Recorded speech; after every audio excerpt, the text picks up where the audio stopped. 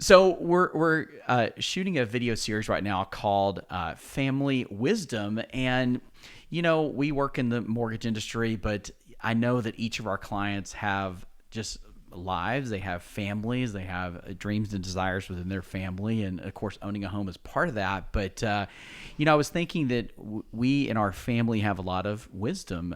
We have my mom, who is a marriage and family counselor. And today I have with me my daughter, Lydia. Lydia is my oldest daughter, and she is has a counseling practice called Concord Family Counseling in Franklin, Tennessee.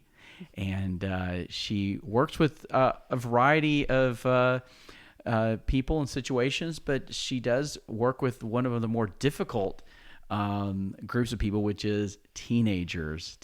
So, hey, if you're watching this and you've got a teenager, you might want to tune in and hear what she has to say. So, Lydia, welcome.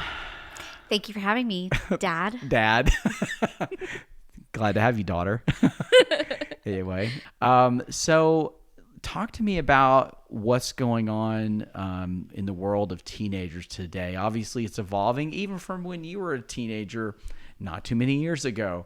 From what I hear, it's a pretty scary, difficult environment right now. Yeah, Dad, I am old. I am old now. Yeah. It has been quite a few years since I've been out of high school. True. But I will say, with the addition of technology, that has really shaped the lives of teenagers right now. And a lot of parents don't know what to do in terms of, should we restrict technology? Do we let them have free reign? For the most part, parents are either on the side of we're going to restrict, which means that they are left out. Or they say, hey, have free reign of the internet. And we know what kind of trouble that kids can get into on the internet. Yeah.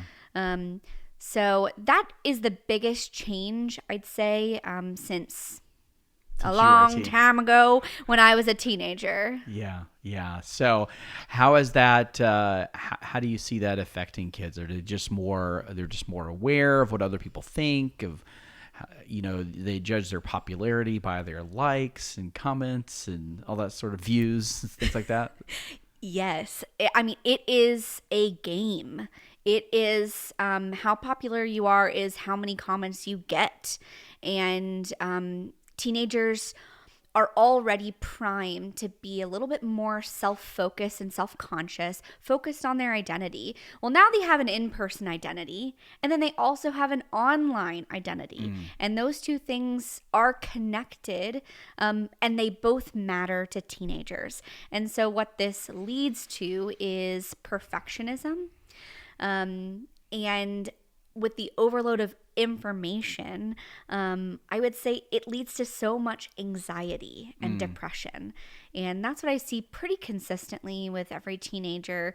Even ones I would say that are normal teenagers have a pretty moderate level of anxiety. Yeah. So if you're a parent of a teenager, what should you be doing today? What should you be thinking about? How should you serve and love your teen? Yeah. So this is really different than how you are as a parent with a child. You're really super involved. You're giving them advice. I usually tell parents they are the coaches on the sidelines, that they go over the plays after the game, but they're not on the field. And so they're the cheerleaders and the encouragers. I know I'm mixing the metaphor right now, but the coaches are for their team. And so parents can be involved in connecting with their child, not only in this in-person world, but in their online world. Hey, what YouTubers are you watching? Can I watch one with you? Not to catch you in something, but because I am interested in you. I care about what you care about. And that really matters to teenagers to say, they might push you away and go I don't want to share this with you, or go away, you're kind of annoying. But underneath that is this calling near.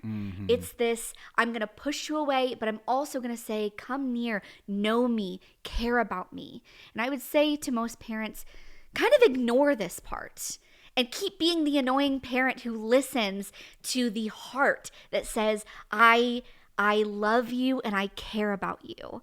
That is, I'd say, the overall what parents can be doing. Sure. And I think today, I mean, I'm thinking about just this as a former parent of teens many, many years ago. I mean, the people they listen to on YouTube and whatnot, they're influencing your teen. Yes. So there's so many more influences out there versus, when I was a kid, a really long time ago, it was your peers, maybe your teachers, the news. I mean, information just there wasn't that much influence coming from the outside as there is today. So your parents are just a small voice, and you, as teens, they're probably listening to these other people that are influencing them. That's kind of scary. Which is very normal. This is a very normal part of adolescence, is they shift from family focused to friends focused and others focused. Who am I, not to my family, but to the world?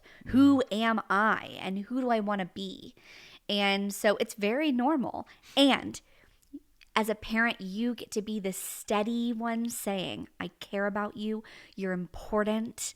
I think you're amazing and great and I love you. And again, they might reject you for a while. Yeah. But that doesn't mean that you aren't getting that message across. Yeah. So I know you said before we started shooting, it's like you said, I believe every teen should be in counseling. I mean, and it's not just because that is your business. But also, I think you just genuinely believe that because of what you see in the counseling office.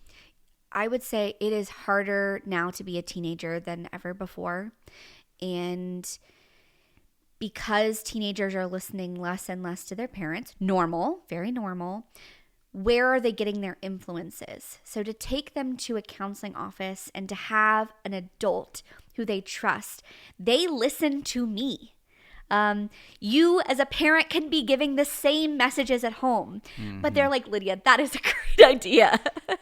It's so silly, but they will listen to me. And so if we are looking at their influences, putting them in counseling would add a very positive influence on the trajectory of their life. Yeah, that's very good advice. And so, hey, if you're in the area and you do have a teenager and you feel like they need some counsel, certainly feel free to check out Lydia's counseling practice. But hang in there. If you do have a teen, you have the opportunity to stay positive, to believe that, and we talked about this with marriage, to play the long game, right? Yes. I love that. Play the long, we should just keep talking about that. Play the long game with your kids. It's not about that one night they broke curfew and you turn it into such a big deal that you break the relationship.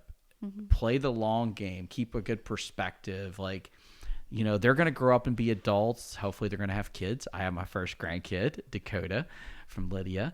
And you want to be able to stay in relationships. So don't be flexible and don't allow things to break. You're the one that's supposed to be more steady and flexible. And I usually say, don't give up on them. Don't give up. It's going to look like it's over. Yeah. Don't give up. Yeah. And so much more gets through than they let on, or that even they're aware of. I will not admit that I find myself saying some of the things you told me as a teenager.